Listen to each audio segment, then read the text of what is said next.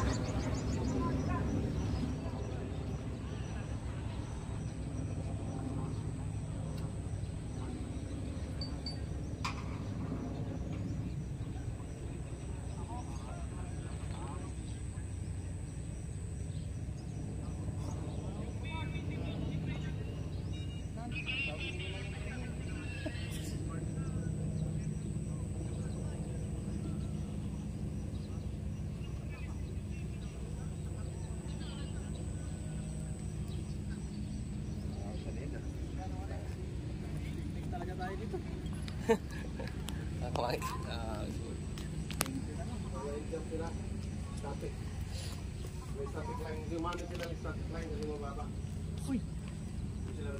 Announcing the arrival of our guest of honor, His Excellency Ferdinand Romualdez Marcos Jr. He is accompanied by Brigadier General Ferdinand P. Napoli, Philippine Army, Commander, Special Forces Regiment Airborne, Philippine Army. Ladies and gentlemen, good morning. Before we proceed, we shall now witness the unveiling of marker for the newly constructed Bob Johnson Mini Park.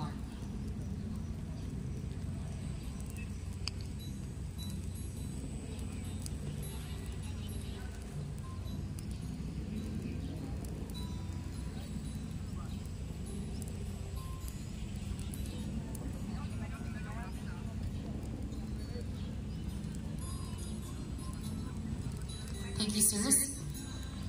May we request everyone to please direct your attention to the sky as members of the Special Forces team conducts military freefall.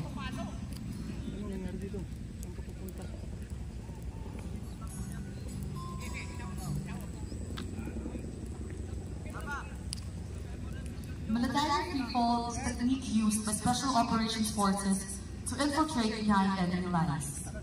It involves jumping out of aircraft at high altitude and free-falling until the parachute is deployed. Military freefall allows operators to insert into areas where traditional parachute jumps would not be feasible due to the distance from target or the need for stealth. Military freefall is a highly specialized skill that requires extensive training and experience. Operators must be proficient in skydiving techniques and familiar with the equipment used in NFF operations. You must also be able to navigate using GPS and other tools, as well as be prepared to deal with potential hazards such as high winds, difficult terrain, and enemy detection. Military freefall is typically used for high-risk missions such as reconnaissance, sabotage, and direct action raids. It allows Special Operations Forces to rapidly insert into an area undetected, giving them a tactical advantage over the enemy. Military freefall is just one of many techniques used by Special Operations Forces for infiltration and exfiltration, and it requires careful planning, coordination, and execution to be successful.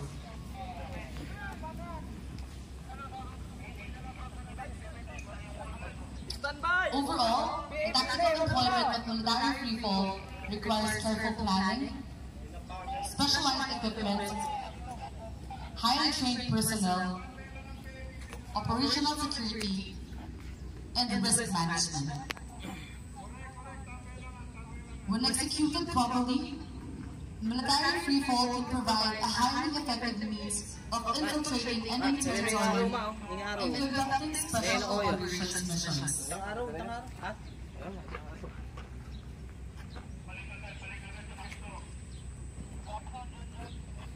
Upon reaching the designated landing zone, the Special Forces team will immediately cache their parachutes to avoid detection and will proceed to their objectives.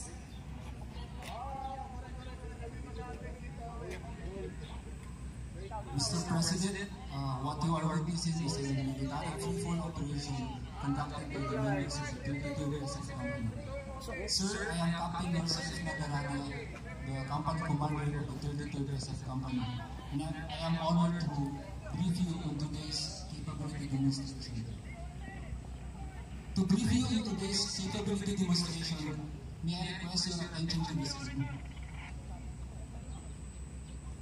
Sir, we are currently here at the Bob Johnson Park, represented is Blue Circle. The parachutists we have saw earlier landed in this area. As you can see, these blue circles represented the 12 assault their given objective. And this objective actually is just in front of us. This demonstration is a hostage situation scenario wherein the team from their consolidation area will rally to their objective and perform close quarter battle and secure the hostage. Tuod. Tuod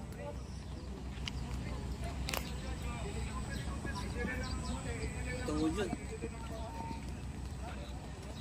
Tuod.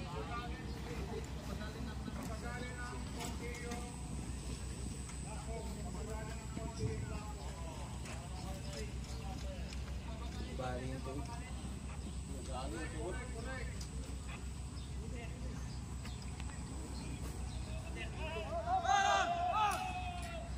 Hindi na pa. Ladies and gentlemen, the following scenarios involve explosives and live fire simulation. Guests are encouraged to wear their eye and ear protectors.